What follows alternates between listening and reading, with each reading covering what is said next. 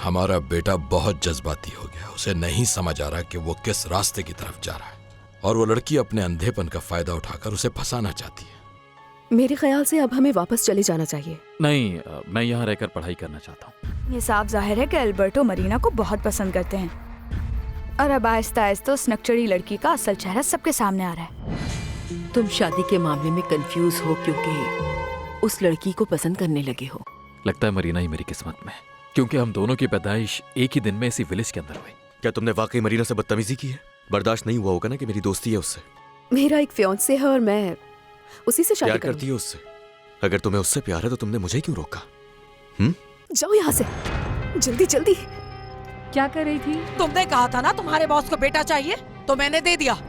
उस वक्त तो तुम्हारे दिल में जरा भी हमदर्दी नहीं जाग रही थी जब ये कहा था कि इस बच्चे को बदल दो तुम। नहीं नहीं नहीं नहीं, ये नहीं हो सकता। नहीं, हाँ, नहीं, नहीं। ये बात सच है, जो तुमने सुना वो सच है। जिस बच्ची को मुर्दा समझ रही थी वो जिंदा थी। तुम सिर्फ मरीना के लिए मसले पैदा कर रहे हो। यहाँ ले आओ। मैं पहले भी कह चुका हूँ, वो मेरे लिए बहनों से बढ़कर है। मैं उसे सबसे बचाऊंगा, खास तौर पे तुमसे। मैंने उसका नाम मरीना इसलिए रखा क्योंकि उसकी पैदाइश के वक्त तुमने मुझे एक्वा मरीन इयररिंग्स दिए थे, जो कि मैं गलत नहीं तो उसकी माँ के थे। कैसे समझूं इस इश्क